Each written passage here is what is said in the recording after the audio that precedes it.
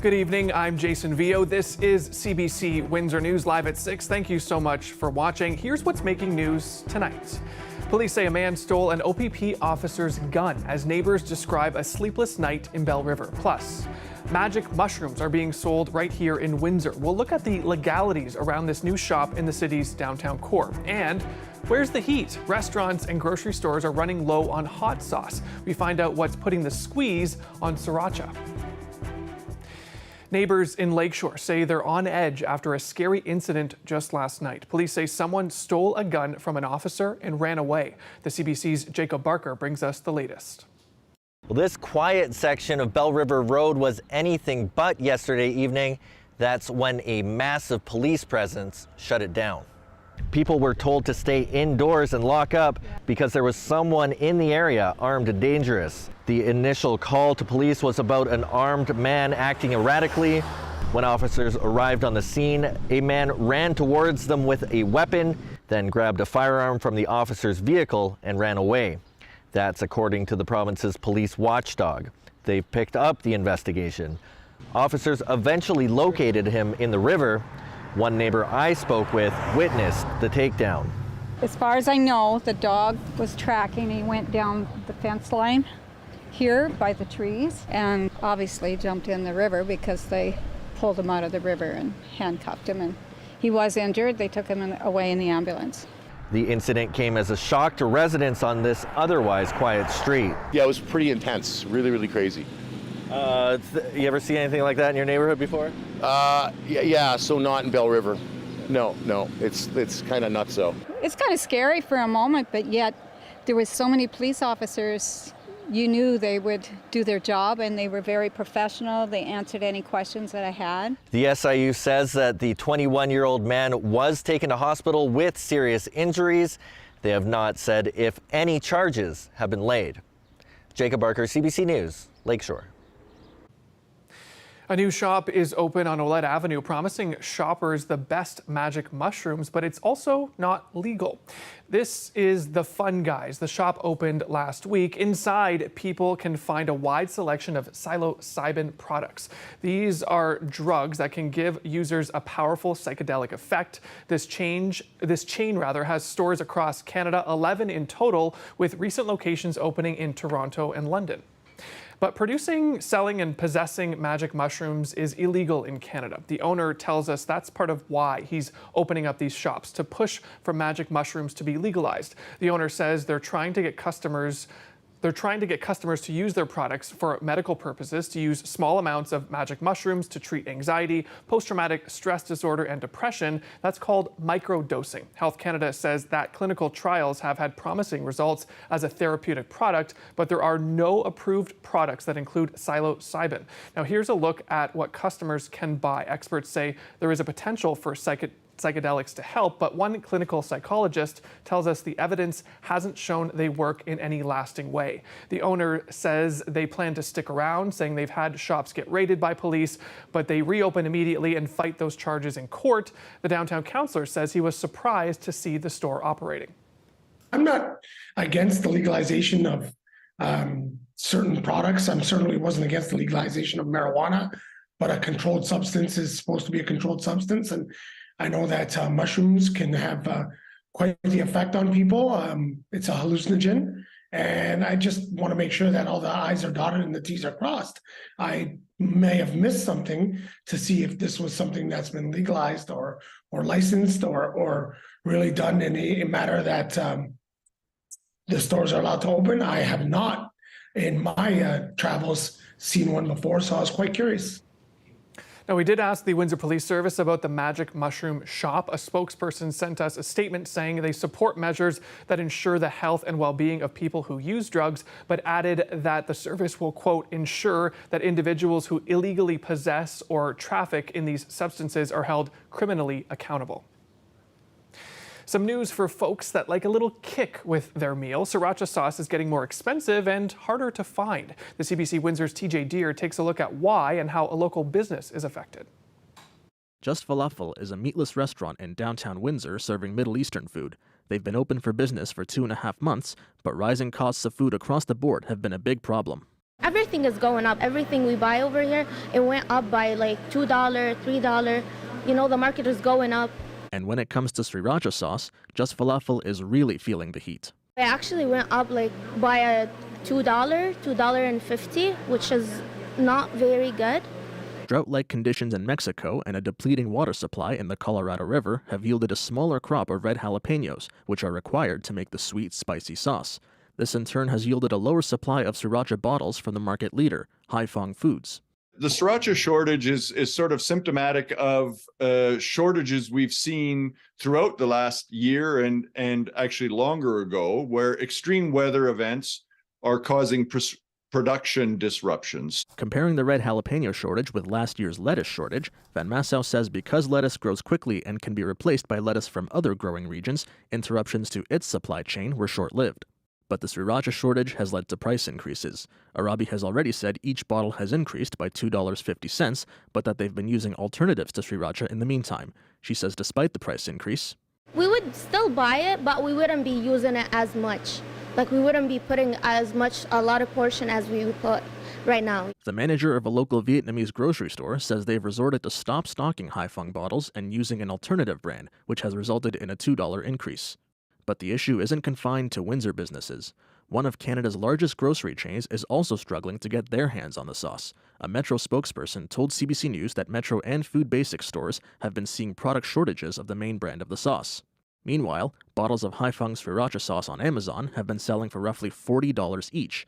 Van Massow says the increased price might still be worth it for some people. Substitution becomes more difficult. They're willing to pay more to get the flavor that they know and love. Van Massow expects the situation to be resolved by the fall, either by Haifeng increasing their supply or with other brands supplying their Sriracha sauce to fill the gap. TJ Deere, CBC News, Windsor.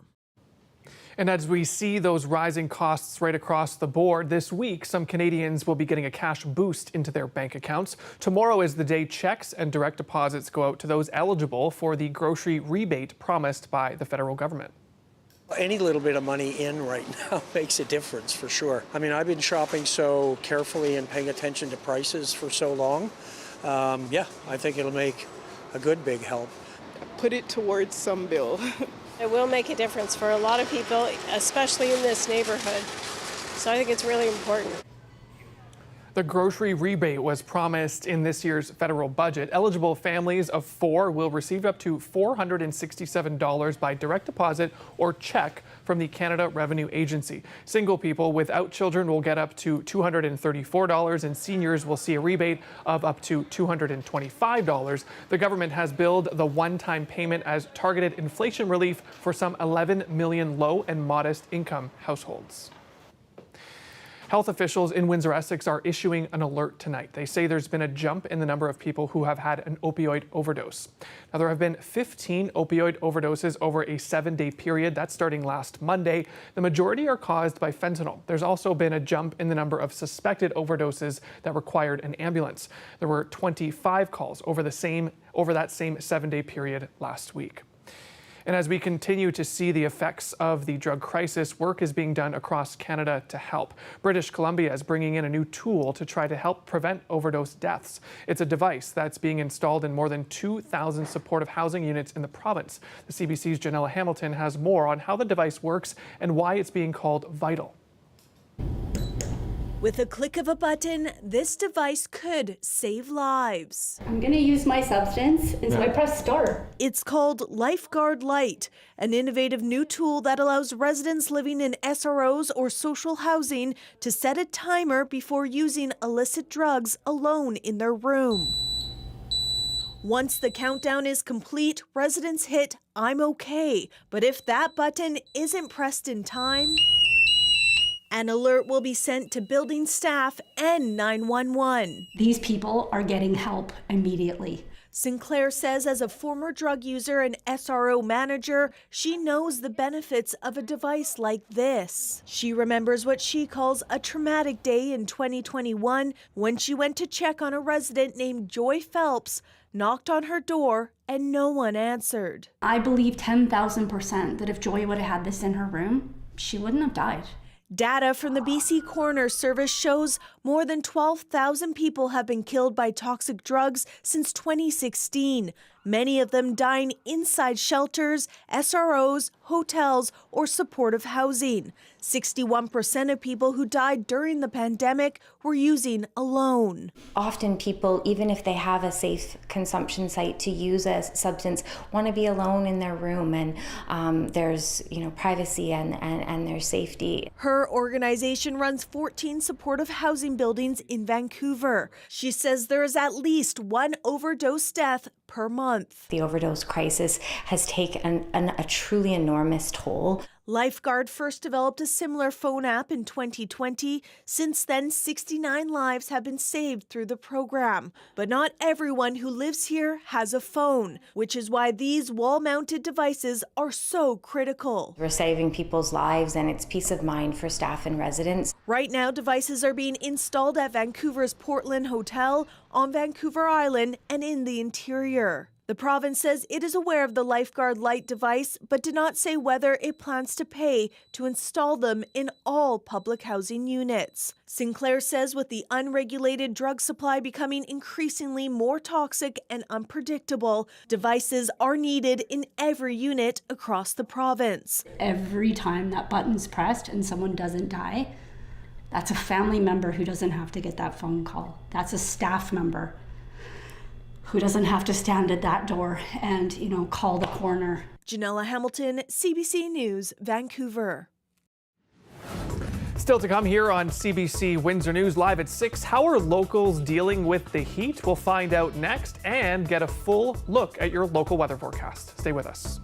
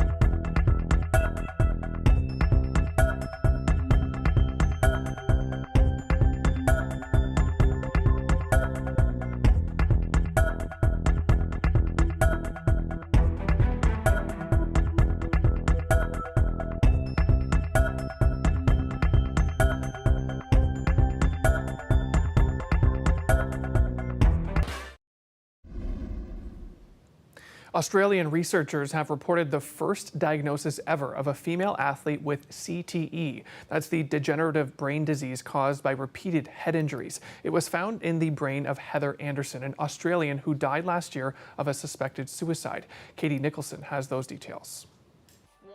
On the field, Heather Anderson was known for her signature pink helmet. It just gave Mum a sense of security knowing I was a little bit protected out there. But the late Aussie rules footballer has a new legacy. Anderson is now officially the first female athlete to be diagnosed with chronic traumatic encephalopathy, or CTE, the degenerative brain disease linked to contact sports like football and hockey, which can lead to dementia and cognitive and mental health issues.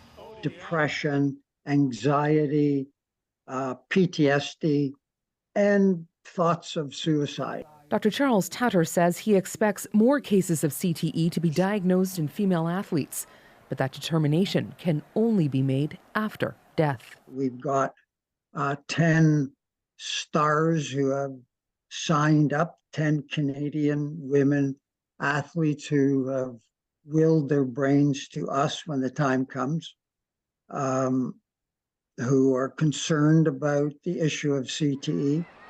News of this first in women's sport causing some to worry, like former women's national soccer player Amy Walsh. I've suffered probably 4 or 5 concussions over the course of my career, and those are the ones that were diagnosed. I'm sure there were other ones. Walsh sees this as a sign there needs to be more research on women in sport. After all, hundreds of male athletes have already been diagnosed with CTE.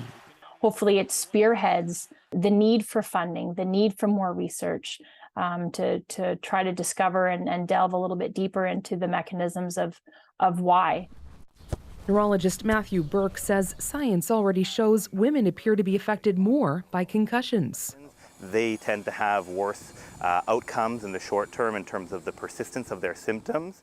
Still, he stresses not everyone who gets a concussion will develop CTE. You can't live in a bubble.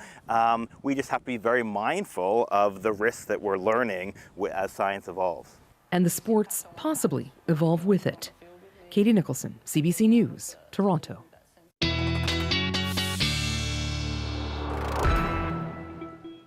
Much of the province is under a heat warning and it could last a couple of days. We asked some Windsorites and visitors how they're feeling. I didn't even realize it was a heat wave. I didn't. I love it. It's nice. It's nice. I definitely prefer the heat over the cold, right? I don't find it that hot at all. Beautiful breeze down here by the water. No, it's not hot yet. During a heat wave, you definitely do have to stay safe, but I'm still enjoying my time outside. You know, we got to get that vitamin D in how we can. Yeah. To be honest, I love it. I was waiting for this kind of weather since a long time. We're from Colorado, just visiting, and I'm not used to this humidity level, just a lot drier is what we like. Seems like a lot of people outside enjoying the heat. I was outside today for maybe about 15 minutes, just standing there doing an interview and sweating up a storm. Here's Jay Scotland with a look at our hot local weather forecast. Yes, Jason, very hot, very muggy conditions across southwestern Ontario, across almost all of Ontario, I should say. But here in southwestern Ontario, humidex values, high 30s, near 40. Very oppressive heat, and unfortunately, with that heat warning in place, not just about the daytime highs, those afternoon temperatures, of course, that is when we see the temperature at its hottest, the humidex value at its muggiest, but very little relief overnight without air conditioning. A very uncomfortable night ahead, as temperatures will generally be around that 20-degree mark. And anytime the temperature overnight is around 20 degrees, your home, your apartment, your house really can't cool down naturally without air conditioning, which means just start out that much warmer tomorrow as well. So if you are susceptible to heat illness, pay attention to how you're feeling, not just during the day, but also the evening and overnight hours as well. Keeping our eye on the satellite and the radar picture, a few things could bubble up this evening. It's slight, but that isolated thunderstorm chance is there this evening. Then that sky will be fairly clear through the overnight hours tonight. Sunny start to the day tomorrow, but we will watch for a few isolated showers to develop, come with the risk of maybe a rumble of thunder. Late afternoon, early evening, isolated thunderstorm chance will be there across southwestern Ontario. And then relief from the heat is coming. Could be unsettled, though, as that cold front does approach into Thursday. We'll get into periods of rain, Thunderstorms will be possible, but once we get through the active weather chance, we do have some cooler air that will be building in and drier air that will be building in behind the passage of that cold front. Really make things a bit more tolerable to be outside in the long-range outlook. As for tonight, temperatures between 19 and 20 degrees across the region. Into the afternoon tomorrow, once again at or over 30 degrees, high 30s to over 40 with the humidex, and we do have that. It's slight and it's isolated, but that late afternoon, early evening chance for some thunder showers, thunderstorms to develop. That's late in the afternoon. It is just a slight chance. A better chance for periods of rain and thunderstorms with that cold front on Thursday, and then temperatures, they don't look much cooler, but it will be a lot less humid as we look for the rest of the week and into the weekend as well. Still warm, still summer-like, just not quite as oppressive as what we've seen today and what we'll be dealing with again tomorrow. Jason? Thanks so much, Jay. It's nice to see those blue skies after all that smoke last week. Still to come, we'll hear about what's at stake as a strike at Canada's largest port continues. That's coming up next.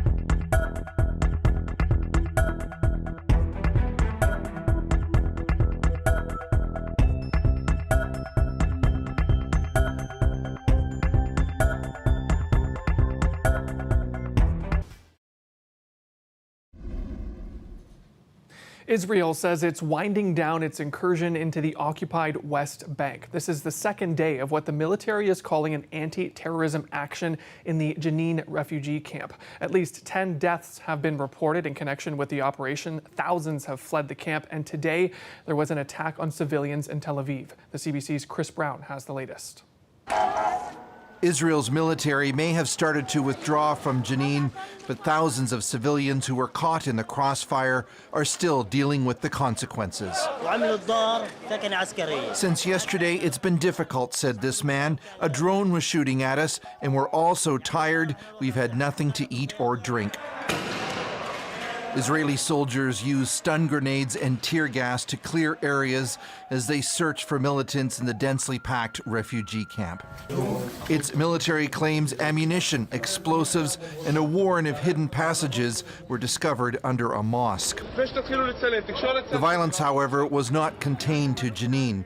In Tel Aviv, a Palestinian man crashed his car onto a crowded sidewalk and then went on a stabbing rampage, wounding at least 7. It was in retribution for Israel's raid, said Hamas, who claimed the man as one of their members. He got out through the vehicle's window, said a teacher who saw the attack. He had a knife in his hand and started chasing civilians, and we ran for our lives. The 21-year-old attacker was shot dead by a passerby. Israel's far-right National Security Minister Itamar Ben-Gvir, who has defended Israeli settlers who've burned Palestinian homes, showed up to encourage Israelis to start carrying guns. Weapons save lives, he said. Parts of Jenin, meanwhile, were left in ruins. Roads were destroyed. Supplies of water and electricity were cut. We're seeing one of the hospitals being subjected to tear gas. Canadian Lynn Hastings is the United Nations resident and humanitarian coordinator in the occupied Palestinian territory. So people are not able to get medical assistance. We need the humanitarian lanes. We need humanitarian workers together with the supplies to be able to get in and out. Businesses in the West Bank remain closed in response to calls for a general strike. Palestinian officials have called Israel's actions a war crime. Israel says the Jenin refugee camp served as a headquarters for terrorists, and it has arrested dozens of militants over the past 2 days. Chris Brown, CBC News, London. Back here in Canada, talks to end a strike at ports in British Columbia appear to have stalled. 7,000 workers walked off the job on Saturday. Canada's largest port is in Vancouver, and if the strike drags, it could have an impact countrywide. The CBC's Susanna De Silva has the latest.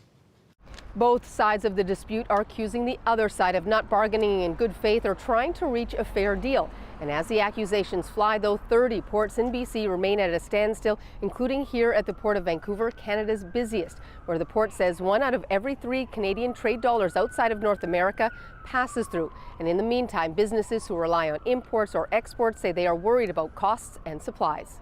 Well, Canada imports a remarkably large amount of consumer goods. So virtually any consumer good, ranging from packaged food through apparel and electronics, essentially, most major stores will have significant quantities of imported goods.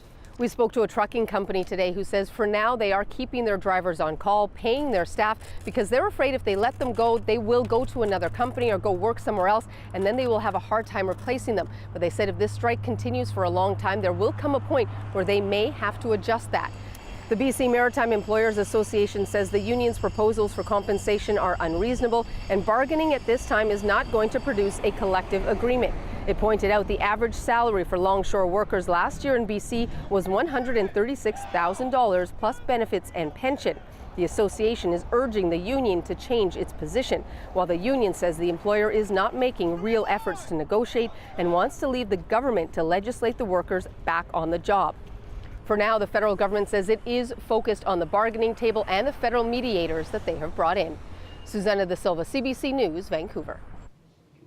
It's Independence Day in the United States, the 4th of July, of course. A big night for fireworks as we watch the sky across the river light up. But for food enthusiasts, this holiday means one thing: the hot dog eating contest on Coney Island. Now, the goal is to eat as many hot dogs and buns as possible in 10 minutes. The winner of the women's contest was no surprise. Mickey Sudo has won the Gorge Fest 8 times. She forced down 39.5 francs, 9 short of her record. She had hoped to wolf down 50, but said the heat and humidity held her back. The men's winner was also a repeat champion, Joey Jaws Chestnut, and he gobbled 62 dogs for his 16th win. That's incredible. Well, that's it for us here at CBC Windsor News. Thank you so much for watching. Make sure to tune in to the National tonight. For more local news, though, you can head to our website at any time, cbc.ca/Windsor, and you can check us out on social media as well, Facebook and Instagram. Thanks so much for watching. Have a great night.